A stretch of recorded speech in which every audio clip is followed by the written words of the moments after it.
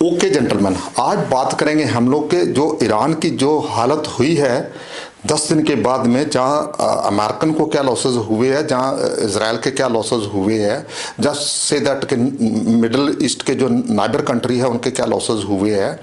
और साथ ही साथ हमें ये देखेंगे कि जो इनके खलीफा बनने की इसकी चाहत थी, जो ईरान का बहुत बड़ा जो सुप्रीम लीडर का सुप्रीम ड्रीम था कि मैं इस एरिया में खलीफा खड़ा करूंगा, मैं इस एरिया में पूरी बादशाह कायम करूंगा, मैं इस एरिया का सबसे बड़ा किंग होऊंगा। और जितनी भी ये मिडल ईस्ट के छोटे छोटे कंट्री बैठे हुए हैं, जहाँ यहाँ अमेरिकन बेसेस बने हुए हैं, इनको सबको मैं एक अपने अम्ब्रेला के नीचे लेकर आऊंगा। ये मेरे आगे फटकेंगे नहीं। और उसी बादशाह काम करने के लिए ये सारे के सारे जो है जितने भी इसने रिसोर्स तैयार करे थे, जहाँ जितनी कैपेबिलिटी इसने तैयार करी थी, वो सारे का सारा वही ड्रीम को फुलफिल करने के लिए थी। तो हमने पहले भी इसका जिक्र कर रखा है कि ये जो रेस चल रही थी खलीफा बनने वाले की, पाकिस्तान, ईरान के और टर्की के बीच में, तीनों कंट्रियों के बीच में रेस चल रही थी। और अभी देखते हैं कौन इसमें खलीफा बनता कौन नहीं बनता। एक खलीफा तो हमें सामने नजर आ गया कि वो जो है उसकी बादशाह खत्म होगी। तो हम लोग इसमें थोड़ा सा सीक्वेंस में चलते हैं कि जेंटलमैन, जिस टाइम सारा मतलब हिंदुस्तान मीडिया में यही चर्चित हो रहा था कि इजराइल जो है, जहाँ इसमें यूएसए जो फोर्सेस है वो इसके ऊपर में अटैक नहीं करेगी, वो कहीं ना कहीं डरती है। अरे भाई, डरने का मुद्दा नहीं था उसमें। आप ये समझे कि इसके ऊपर में अटैक करना जो है अमेरिकन फोर्सेस की, जहाँ इजराइल की बहुत बड़ी कंपल्शन थी, बहुत बड़ी मजबूरी थी। अगर वो इसके ऊपर अटैक नहीं करते, डिस्ट्रॉय नहीं करते, तो उनके लिए बहुत बड़ा चैलेंजेस थे। जिस तरीके से जिस फेज में जो ईरान चल रहा था, तो उनको ये भी पता था कि इसके पास में क्या कैपेबिलिटी है। उसी कैपेबिलिटी को डिस्ट्रॉय करने के लिए, जहां उसी चीज के साथ में वो जो है इसके ऊपर में इन्होंने अटैक किया है, तो उसी के तहत ही जो है मतलब जो खलीफा बनने का जो ईरान का सपना था वो चकनाचूर हुआ है। और जेंटलमैन, हमने जिस टाइम पहले जो रील डाली थी इसकी 21 फरवरी को डाली थी, तो उस टाइम भी हमने पूरे चीज़ों को रूल आउट किया था। जो इंडिया मीडिया में सारे का सारा चल रहा था कि भाई यहाँ जो है इजराइल और अपना अमेरिका और इजराइल दोनों जो है इसके ऊपर अटैक नहीं कर सकते या नहीं करेंगे, डरते हैं। या डरने की बात नहीं होती, एक डर होता है, दूसरा मजबूरी होती है। ठीक है, तो आप अगर डर जाएंगे तो आप वो जो मजबूरी है, जिस डर से जा रहे हो, तो वो तो थोड़ी आपका छोड़ेगा पीछा। वही डर को खत्म करने के लिए या वही कैपेबिलिटी को खत्म करने के लिए तो ये सारे का सारा डिसीजन था। तो फिर हमने उस टाइम बोला था कि विद इन 10 डेज जो है अमेरिकन फोर्सेस अटैक करेगी। तो उन्होंने ठीक है 8वें 9वें दिन में उन्होंने हमारी रील डालने के बाद में अटैक हुआ। ये नहीं मैं कहता कि हमारी रील की वजह से होगा या ऐसा होगा, वो नहीं, चीजें संभव नहीं होती। हाँ, ये कैलकुलेशन थे कि भाई उसका कैसे ना कैसे अटैक होगा। तो उन्होंने जिस टाइम पहले जेंटलमैन इसको फर्स्ट में ही अटैक करते हैं, जैसे ही मान लिया कि 28 फरवरी को अटैक होता है इसके बाद में, तो वहीं उसी दिन ही इसका 90% जो है एक ड्रीम जो खलीफा का था, जहाँ इस एरिया में पूरा किंग बनने का ड्रीम था, जहाँ इस एरिया में सुपरमेसी क्रिएट करने का था, वो उसी दिन में चकनाचूर हो गया। लेकिन जो कल रात को इसके ऊपर में भीषण हमला किया है इजराइल फोर्सेस ने और अमेरिकन फोर्सेस ने, वो बहुत भीषण है। उसके साथ में बहुत इसकी तबाही हुई है। पहले जो इनिशियल चल रहा था 4 to 5 डेज, वो तो इसके वैल्यूएबल टारगेट करने की और इसको और थोड़ा सा डीप स्टडी करने के लिए, जहाँ इसके जो कुछ ना कुछ जहाँ कोई चैलेंजेस उसके लिए ज़्यादा थे, वहाँ उसके ऊपर में अटैक हुए थे। अभी जो है 2-3 दिन से जो स्ट्राइक हो रही है वो सीधी की सीधी स्ट्राइक हो रही है कि इसकी जितनी भी एबिलिटी है मिसाइल्स कैपेबिलिटी वाली, जो सारे का सारा उसी के ऊपर में ही सारे अटैक हो रहे हैं। तो वहाँ इसके सारे डिपो वगैरह जितना इसका सारे का सारा जो भी इसके पास में ताम जाम है, जहाँ इसके जो रिफाइनरी वगैरह है, पूरे का पूरा डिस्ट्रॉय कर देंगे। हालांकि उनके पास में एक कंस्ट्रेंट है, जिस तरीके से ये इजराइल के ऊपर में या उसके सिविलियंस के ऊपर में अटैक कर रहा है, जहाँ इसके लोकल जितने भी नियर बाय नेबर्स कंट्री है मिडिल ईस्ट के, उनके ऊपर में जैसे उनके होटल्स वगैरह जहाँ उसके लोकल एरिया में या सिविल एरिया में अटैक किया जा रहा है, सिमिलर वे जो है अमेरिकन फोर्सेस या इजराइल नहीं रिस्पॉन्ड कर रही। अगर वो वैसा सिमिलर रिस्पॉन्ड हो जाता है इसको, तो डिस्ट्रक्शन बहुत बढ़ जाती और ये तो घुटनों पे आ जाता विद इन 3-4 डेज में, क्योंकि उनके पास में जो कैपेबिलिटी बहुत ज्यादा है इसको स्ट्राइक करने की। ठीक है, फिर क्या कि दो चीजें हैं कि आपको एक्यूरेसी चाहिए और आपको उसके साथ ही साथ उसको जो है आपको पिन पॉइंटर स्ट्राइक करनी है और आपके पास एबिलिटी चाहिए। इसके पास एयर डिफेंस है नहीं, वो जहां चाहते वहीं इसको स्ट्राइक करेंगे।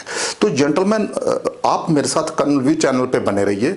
मैं कर्नल DGS बरार आपको इसकी पूरी विस्तार से जानकारी दूंगा कि इसका जो 3-4 ऑब्जेक्टिव थे अमेरिकन फोर्सेस के, वो अभी कहां तक पहुंचे हैं, जहां क्या उनके ऑब्जेक्टिव थे, क्या अचीव करना चाहते हैं। देखिए, सबसे पहले जो उनका बड़ा ऑब्जेक्टिव था कि इसकी जो मिसाइल कैपेसिटी है, जो CIA ने इनको रिपोर्ट करी हुई थी, जो सारे के सारे इनके पास में एक जो एंड गैदरिंग हो रखी थी, उसी के ऊपर था कि इसके पास में बहुत ज्यादा डंपिंग है और इसके पास में जो है उनको इतना पता था कि इसके पास अच्छी क्वालिटी की जो बैलिस्टिक मिसाइल्स भी है और इसके पास में क्रूज भी मिसाइल्स भी है।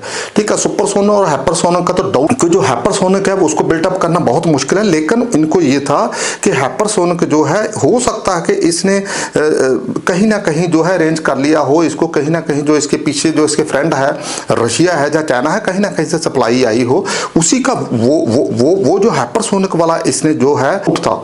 ठीक है, जो इसका जो मिसाइल मैन था मैकदूमा सदाम, तो उसी की डेथ एनिवर्सरी पे जिस टाइम ये जो डिक्लेयर कर देता है, जहां क्लेम कर देता है कि हमारे पास में जो है हाइपरसोनिक कैपेबिलिटी है, तो उसी वो भी एक फसाद की जड़ है, वो भी एक अमेरिकन फोर्सेस के लिए, जहां इजराइल फोर्सेस के लिए बहुत बड़ी चिंता की बात थी कि यार अगर इसके पास में हाइपरसोनिक है, वो तो न्यूक्लियर से भी डेंजरस है। ठीक है, क्यों उसको जो है आप रोक नहीं सकते किसी भी चीज से, क्योंकि न्यूक्लियर तो बनाना अलग बात है, चलाना एक बहुत मुश्किल काम है। ठीक है, तो उसके ऊपर में हम लोग आगे बढ़ेंगे तो बात करेंगे।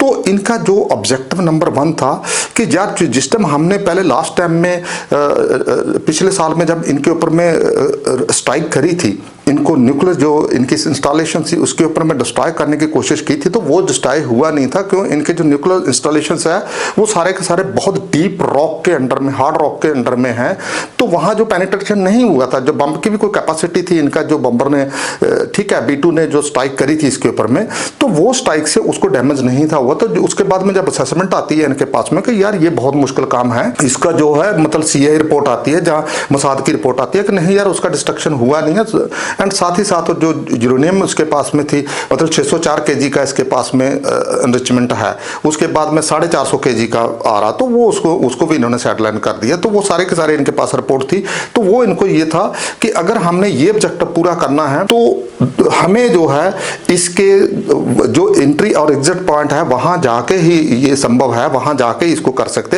एंट्री एग्जिट पहुंचने के लिए एक ही जो है पूरी की पूरी जो इसका शासन प्रशासन है, या जिसको रजीम कहते हैं हम लोग, खमनाई रजीम, उसको न्यूट्रलाइज करना होगा। अगर वो न्यूट्रलाइज नहीं होंगे तो हम लोग वहां रीच नहीं कर सकते।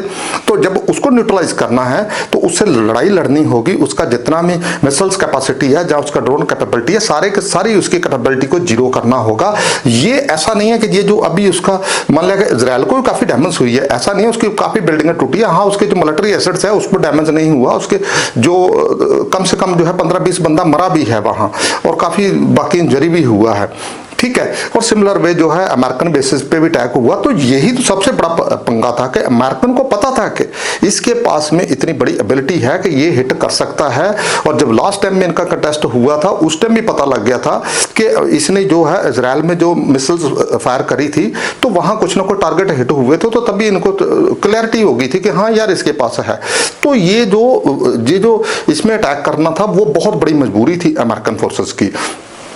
तो इसका जो पहला एम था, इसको जो इसका रजीम पे आना है, रजीम को अटैक करना है, तभी इसका जो है आप न्यूट्रलाइज कर पाएंगे इसकी मिसाइल कैपेसिटी को या ड्रोन कैपेसिटी को। साथ ही साथ आप जो उसके एंट्री पॉइंट पे पहुंच पाओगे और उसको जो है आप डिफ्यूज कर पाओगे, जहां से दैट के उसको जो इनकी उस एरिया में यूरेनियम एनरिचमेंट की फैसिलिटी जो इन्होंने क्रिएट करी हुई है, या न्यूक्लियर बम कैपेसिटी बिल्ड करने की कोशिश कर रहे हैं, उसको डैमेज कर पाओगे। नहीं तो संभव नहीं है, आपको ऑन ग्राउंड करना होगा।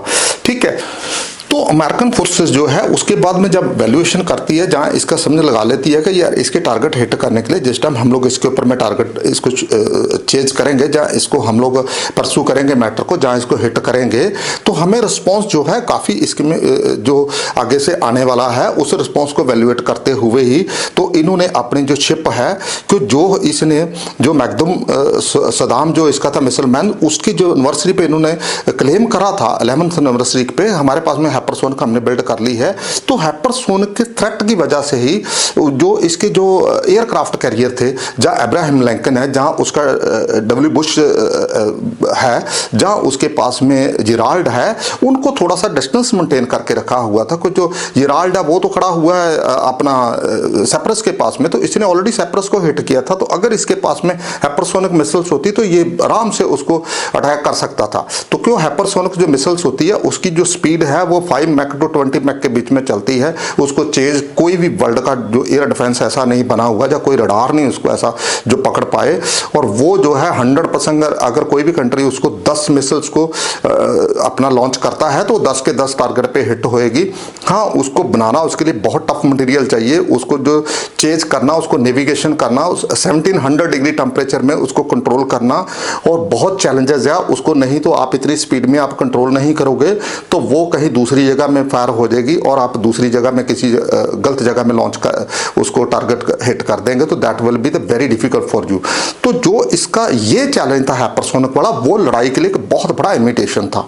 तो उसी वजह से इन्होंने अभी तक भी जो अमेरिकन फोर्सेस है उसने तीनों शिप को जो है एकदम डिस्टेंस बना के रखा हुआ है, इससे कि इसका जो हाइपरसोनिक वाला अगर ये फायर करता भी है तो वो उतने डिस्टेंस पे होनी चाहिए, यहाँ से उसकी जो है वो स्पीड जो है कंट्रोल में आ जाए और उसको कहीं ना कहीं ये चेज कर पाए या हट पाए। बट इनको इतना तो पता है कि जो हाइपरसोनिक होती है उसको बिल्ड करने के लिए आपके पास में जो है कोई ऐसा सिस्टम चाहिए कि जैसे इंडिया के पास में इसरो काम कर रहा है, जो हम लोग जो सैटेलाइट जिनके कंट्री लॉन्च करते हैं वैसे के वैसे जिनके पास फैसिलिटी होती है वो करते हैं कि इसके लिए ट्यूबिंग टैबिंग बहुत सिस्टम चाहिए, बहुत टफ मटेरियल चाहिए। It is totally different mechanism, इसको बिल्ड करना बहुत मुश्किल है। आप दूसरी मिसाइल जितनी भी है, जब ब्लास्टिक मिसाइल्स है जहाँ से दैट कि उसमें सुपरसोनिक है या क्रूज है, वो बिल्ड करना उसके लिए टेक्नोलॉजी है, उसका बहुत बड़ा काम नहीं है, वो तो आज की वर्ल्ड की दुनिया में संभव है। बट ये जो हाइपरसोनिक वाला केस जहाँ आ जाता है, ये 3-4 कंट्रियों के बीच में है। यूएसए ने इसको काफ़ी एडवांस स्टेज में है और रशिया जो है उसने किंजल फायर करी है कि उसके पास में किंजल है, ठीक है। उसके बाद में जो है चाइना का कोई सिर पैर नहीं है, चाइना की कोई एबिलिटी का कोई पता नहीं है कि उसने कोई फायर तो किया नहीं हुआ, वैसे टेस्टिंग वगैरह चलती रहती है उसकी। बाकी कहीं युद्ध में तो या किसी वार में या किसी ऑपरेशन में तो आता नहीं है वो। तो इंडिया का भी जो है, इंडिया ने भी क्लेम किया कि इन्होंने टेस्टिंग सक्सेसफुल हुई है, बट जब तक वो ऑन ग्राउंड नहीं आ जाती तो थोड़ा सा डाउट है। 4 ही कंट्री है जो इसके लिए, ईरान का टोटली ब्लफ है, ये संभव नहीं है। अभी रह गया मसला जेंटलमैन, ये जो है जब इसको मिसाइल्स को इसको डिफ्यूज करना था, जहाँ इसको जो इसका यूरेनियम एनरिचमेंट वाला जो न्यूक्लियर इंस्टॉलेशन वाला प्रोग्राम था उसको करना था, तो वहाँ इनको पहुँचने के लिए, इसकी कैपेबिलिटी को ख़त्म करने के लिए इसको जो रजीम चेंज करना बहुत ज़रूरी था, जहाँ रजीम को ख़त्म करना बड़ा ज़रूरी था और इसके बिना कोई अमेरिकन फोर्सेस के पास में अपाय नहीं था, ठीक है। तो अभी जेंटलमैन वो समा आ गया कि क्या ये खलीफा बनेगा नहीं बनेगा। इसका जेंटलमैन मेरे हिसाब से मुझे लगता है कि जो इसकी हम लोग जिस कैलकुलेशन से हमारे फिर मीडिया में रिपोर्ट आती है कि वो 6 महीने लड़ेगा या 8 महीने लड़ेगा या 10 महीने ईरान की कैपेबिलिटी है। देखिए, फोर्स को लड़ने के लिए पीछे गवर्नमेंट चाहिए, पीछे सिस्टम चाहिए, पीछे आपके पास में वो उनको जो मटीरियल प्रोवाइड करने वाला चाहिए। आज की तारीख में जो है ना तो ईरान के पास में, ईरान फोर्सेज जो लड़ने के लिए आगे बैठी हुई है, ट्रेंच में बैठी हुई है, जहां वो अपने कमांड कंट्रोल के तहत में लड़ रही है, उनके पास में जेंटलमैन ना तो उनके पीछे गवर्नमेंट है। आज की तारीख में गवर्नमेंट ऑलमोस्ट स्ट्रक्चर खत्म हो गया कि फैमिली गवर्नमेंट थी, खमनाई खत्म हो गया, उसके बाद में सारी गवर्नमेंट का जो इंफ्रास्ट्रक्चर ब्रेकडाउन हो गया, उसके बाद में उसको रिप्लेनिश के लिए कोई संसाधन नहीं है, उसका जितना फैक्ट्री सारे का सारा वो डैमेज हो गया। फिर उनको उनकी फैमिली को लुक आफ्टर करने के लिए पेमेंट कोई देने वाला नहीं, nobody is going to pay them. जबकि एक सोल्जर को सैलरी नहीं मिलेगी, उसका सारे का सारा घर में जब भीखमरी शुरू हो जाएगी, पूरे कंट्री के अंदर में पूरी क्राइसिस खड़ी हो जाएगी, तो कौन सा सोल्जर लड़ेगा इस कंडीशन में। तो ठीक है, ऐसे लड़ाई नहीं होती। लड़ाई लड़ने के लिए आपको एक पीछे मजबूत गवर्नमेंट चाहिए जो आपका लुक आफ्टर कर पाए। तो जब आगे जो सोल्जर खड़े हैं उनको पता लग जाएगा कि हमें इन्होंने मरवाने के लिए खड़ा कर दिया, हमारे से अभी जो जितने पीछे पड़े हुए थे वो सारे के सारे जो है अभी पिंडा छोड़ के चले गए हैं, ठीक है। जा खमनाई लगा लो, या बाकी जो भी इसकी लीडरशिप थी छोटी मोटी। फिर क्या है कि जो IRGC है, IRGC इसका बहुत बड़ा एक शक्तिशाली था, सुप्रीम सुप्रीम लीडर के अंडर में काम करती थी। वो IRGC जो था पूरा डंडा मार के सारी फोर्सेस को कंट्रोल करता था। बाकी जितनी भी फोर्सेस है उनके पास में कोई दम नहीं। There is a difference between the जो इसकी ईरान की आर्मी जो शाह के टाइम पे चली आ रही, जो शाह पहलवी, जो राजा शाह पहलवी का जो पहला रूलर था जिसको हटा के जो खमेनी आया था 1979 में, तो उसके जो उसकी फोर्सेस थी उसको इन्होंने फोर्सेस को कंटिन्यू करा, बट उस फोर्स पे ट्रस्ट नहीं करते, और वो एक इनके लिए बहुत बड़ी सरदर्दी है। दोनों के बीच में बहुत ह्यूज डिफरेंस है और इनके पास में सारी इंस्टॉलेशन फैसिलिटी, बाकी 2-3 दिन में जो है अमेरिकन फोर्सेस इसको सारे का सारा काम खत्म कर देंगे। अभी इसके पास में टोटल जो वार की कैपेबिलिटी है 10% से ज़्यादा कैपेबिलिटी नहीं रहेगी। इसके पीछे में रिप्लेनिश का कोई चांस नहीं है। बाकी इसका जितना भी आप फोर्स को चाहिए, उसको पीछे फ्यूल चाहिए, उसका जितनी भी इंस्टॉलेशन चलाने के लिए कंट्रोल चाहिए, वो सारे का सारा डैमेज हो चुका है। और वैसे भी जो है वारफेयर के लिए आपको बहुत एक तकड़े लेवल का आपको अपने एसेट बचाने पड़ते हैं। आपके पास जितने जब आपके एसेट डैमेज होने शुरू होते हैं, सोल्जर केला खड़ा क्या करेगा, ठीक है। बाकी सोल्जर वैसे भी डिमोरलाइज है उनके पास में कि ये जो लीडरशिप बैठी थी इतना लुक आफ्टर नहीं थी करती, ठीक है। तो ये सारे का सारा मुद्दा जो इसके साथ में जुड़ा हुआ है। बाकी रह गया सवाल कि ये इसकी जो और ये क्या कर सकता है, ठीक है। और बस इतना ही ये कर सकता है कि जो इसके नेबर कंट्री है उनके थोड़ी सी डैमेज और बढ़ा सकता है। इजराइल की डैमेज, इजराइल की तरफ में जो इसका एमिंग और टारगेटिंग है उसके लिए चैलेंजेस आज की तारीख में से दैट के ना के बराबर है, ठीक है। उसके कुछ नहीं इसके पास बचा हुआ, ठीक है। दूसरा रह गया कि अमेरिकन फोर्सेस के लिए इसका कोई भी उसको मतलब वो अंडर डेटरेंस नहीं है कि जो इससे थ्रेट आनी थी।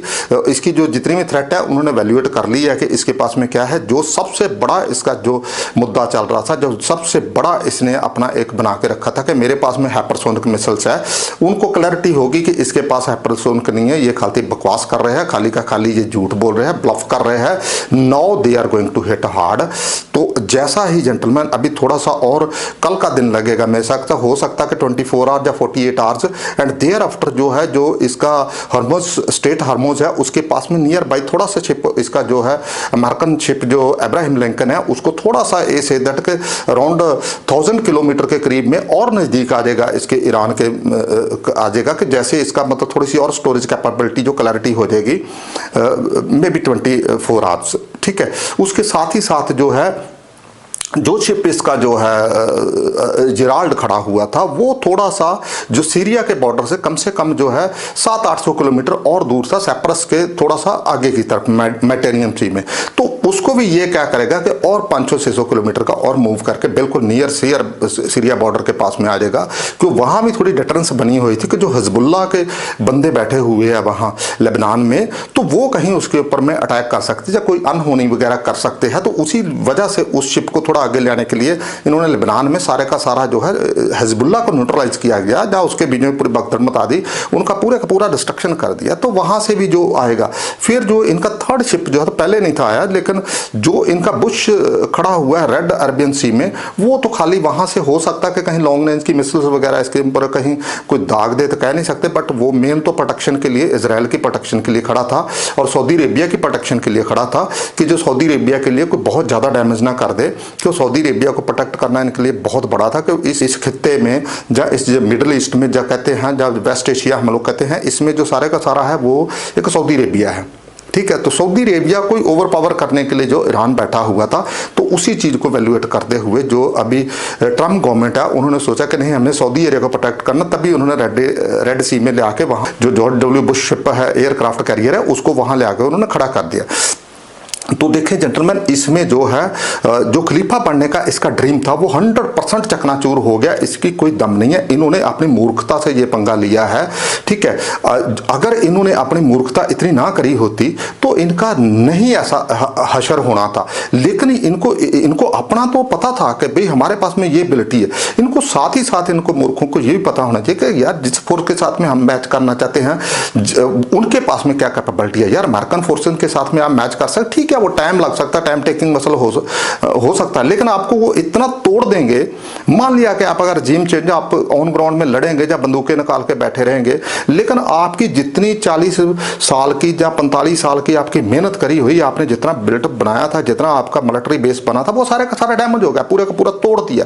जिस न्यूक्लियर को बचाना चाहते थे वो न्यूक्लियर तोड़ दिया, ठीक है। जिस मिसाइल्स कैपेसिटी को, जिस ड्रोन कैपेसिटी की आप बात करते थे वो सारी तोड़ दी, आपका सारे का सारा सत्यानाश कर दिया। सारी जितनी आपकी रिफाइनरी वो तोड़, जितना आपका डिपो वो तोड़, जितनी आपकी एयरफोर्स बनाई वो तोड़ दी, आपके 100% एसेट जो है पूरे पूरे आपकी लीडरशिप बनाई तोड़ दी। तो व्हाट यू हैव अचीव्ड, आप रशिया जहां चाइना के कहने के ऊपर में आपने इस एरिया में, चाइना का तो ड्रीम था कि मैं अपना कॉरिडोर बनाऊंगा पाकिस्तान से, ईरान से लेकर तुर्की तक, आगे तक यूरोप तक जो है एक अपना बनाऊंगा, लेकिन उसका ड्रीम तो एक अलग था। आपका ड्रीम क्या फुलफिल हुआ? आपकी मूर्खता से आपका कंट्री जो पूरे का पूरा डाउन हो गया। तो मेरा कहने का मतलब ये है कि जेंटलमैन, ये जो लड़ाई है, ये जो खलीफा बनने का सपना चकनाचूर हुआ है, इसमें सबसे बड़ी मूर्खता जो है ईरान लीडरशिप की है। हम लोग इसको, अमेरिका को बेशक इसको कुछ भी कहें, लेकिन वार को आपने भी इनवाइट किया है। अगर आप इतना हुती को, जहां से दैट के हजबुल्ला को, जहां से दैट के आप हमास को नहीं इतना सिर पे चढ़ाते, जहां उनको नहीं इतना करते, आप दूसरे के लिए इतनी बड़ी डेटरेंस नहीं बनते, जहां डेट टू अमेरिका नहीं कहते, जहां डेट टू इजराइल नहीं कहते, जहां आप जितने भी आपके पड़ोसी कंट्री थे उनके लिए बहुत बड़ी डेटरेंस बने हुए थे, ठीक है, आप उनके लिए बहुत बड़े चैलेंजेस थे, तभी जाके तो सारे जो वो भी कंट्री आज की तरीक। तो देखें, आज पूरा वर्ल्ड जो है वो यही ब्लेम कर रहा है, इजराइल को ब्लेम करता है या अमेरिका को ब्लेम करता है। यार, उनको ब्लेम करने से कुछ नहीं होगा। देखें, उनके लिए एक एनिमी नंबर 1 था, जैसे इंडिया के लिए पाकिस्तान एनिमी नंबर 1 है, उनके लिए ये एनिमी नंबर 1 था। जब उनको death to America, death to Israel कहता है तो उनको ब्लेम करने से कुछ नहीं होगा। सबसे बड़ा जो मूर्खता इनकी है कि जो खलीफा बनने की बात कर रहे थे, जब पूरे एक सुप्रीमेसी क्रिएट करने की बात कर रहे थे, जहां कह रहे थे कि हम लोग ये पूरे ये मिडिल एशिया ईस्ट में सारे का सारा हम लोग जो है एक यहाँ अपना दम दिखाएंगे, तो ठीक है, उसकी वजह से क्या हो गया कि सारा इन्हीं की वजह से इनका जो ड्रीम है चकनाचूर हुआ है, जो खलीफा बनने वाला। क्यों? इन्होंने अगर थोड़ा सा अपनी एरोगेंसी कंट्रोल करी होती, या थोड़ा सा अपने दिमाग से चले जाते, थोड़ी सी डिप्लोमेसी से चलते, या थोड़ी समझदारी से चलते, तो 2 पैर पीछे लेने में कुछ नहीं था होने वाला, ठीक है। तो फिर क्या कि इनको ये भी पता होना चाहिए कि जो अमेरिका है, उनको जो जितने ये इस्लामिक शासक है, या जितने हम लोग कहते हैं कि जो मनार्क बैठे हुए हैं, जो गन के जोर पे गवर्नमेंट चलाते हैं, उनके साथ में अमेरिकन फोर्सेस को निपटना आता है। पहले उन्होंने सदाम में भी की, जहां उन्होंने सीरिया में भी जिस टाइम स्ट्राइक करी है, तो उनको सारा चीजें आती है। ऐसा नहीं है कि वो कहीं आपके साथ पहले कर रहे हैं, ठीक है। तो उनको ये भी पता है कि जिस टाइम सदाम को उन्होंने डाउन किया था, तो सदाम के वहां उस पहले जो अटैक के पहले सारी जनता उनके साथ में बहुत कोऑपरेट कर रही थी, और काफी उसके सामने मतलब नजर आ रही थी कि हाँ यार, सदाम का बहुत सही है, यहाँ ये हो जाएगा, वो हो जाएगा, सदाम की फोर्स ऐसे। जैसा सदाम का क्लैप्स हुआ, तो उसके बाद में क्या हो जाता है कि सारी की सारी जो जनता उसके उल्ट खड़ा हो जाती है। तो सिमिलर वे कहीं ना कहीं जो अमेरिकन का, जहाँ इजराइल का सारा कैलकुलेशन है कि यहाँ बहुत ज्यादा जो अनसेटिस्फेक्शन बहुत ज्यादा है ईरान में, 46 ईयर से ये बंदा गन के पे बैठा हुआ था, इसने बहुत ज्यादा जो है एजिटेशन को दबाया था। जब बहुत ज्यादा जनता यहाँ कहीं हैंग करी गई, जहाँ उनको शूट किया गया है, काफी उनका नुकसान हुआ है, और जहाँ they are very happy, unsatisfaction जो थी वो जनता के बीच में बहुत ज्यादा थी, और इसकी जो फोर्सेस है उनके बीच में बहुत जो काफी डिफरेंसेस है। तो फिर उन्होंने जब इसको सोचा कि यार, अगर हमने इसको न्यूट्रलाइज करना है, जहाँ इस एरिया में हमने कंट्रोल करना है, जहाँ इस बीमारी से पिंडा छुड़ाना है, जहाँ ये जो एक मिडिल ईस्ट में एक बहुत बड़ी सरदर्दी बन गया कि इतनी बड़ी जो कैपेबिलिटी जिसने अचीव कर लिया, इसको करना है तो हमें कुछ प्लान करना पड़ेगा, हमें इसके लिए आगे बढ़ना होगा, इसको आप कुछ नहीं कर सकते, ठीक है। फिर उन्होंने जितने भी प्लान थे वो सारे कोई वर्क नहीं था करता, कि जितनी देर तक इसको खमेनी का ऐसा था कि इसकी इतनी ताकत थी कि इसके बिना जो ईरान के बीच में पत्ता भी नहीं था हिलता। तो इनको पता था कि अगर हमने कुछ भी करना है, जो बाकी ऑब्जेक्टिव जितने भी इसके 4-5 ऑब्जेक्टिव इसको फुलफिल करना चाहते हैं कि फोर्स होती है, कोई कंट्री होता है, जब इतना बड़ा मिशन करता है तो उसके ऑब्जेक्टिव होते हैं। तो उनके ऑब्जेक्टिव क्या थे, जो न्यूक्लियर साइट है उसको डिस्ट्रॉय करना है, ठीक है, वो पहले हुई नहीं है। इसके मिसाइल के या ड्रोन का डिपोज वगैरह जितनी भी वो कैपेबिलिटी बिल्ड करी है उसको न्यूट्रलाइज करना है। जो इसकी लीडरशिप बाकी बची हुई है उसको न्यूट्रलाइज करना है। जब IRGC जो है इसका सबसे घातक जो इंटरनल एक्सटर्नल वर्क कर रहा था, पूरा कंट्री में पूरी जो बर्बादी कर रहा था, जब बाहर जितना भी जो था उसने सारे जो टेररिस्ट जो प्रॉक्सी ग्रुप थे उनको जो कंट्रोल कर रहा था उसको डिस्ट्रॉय करना है। फिर उनका जो एक और ड्रीम था कि ठीक है यार, इसके साथ ही साथ जो है हमें जो है जितने अनसेटिस्फैक्ट ग्रुप्स है या कुर्द है या बाकी बचे हुए, कोई भी कंट्री ऐसा नहीं होता कि जिसके साथ 100% पॉपुलेशन डेमोक्रेटिक कंट्री में भी नहीं होता, तो कहीं ना कहीं 50-60% या 70% जो इसके अपोज वाले बंदे हैं उनको भी कहीं ना कहीं इकट्ठा करना है।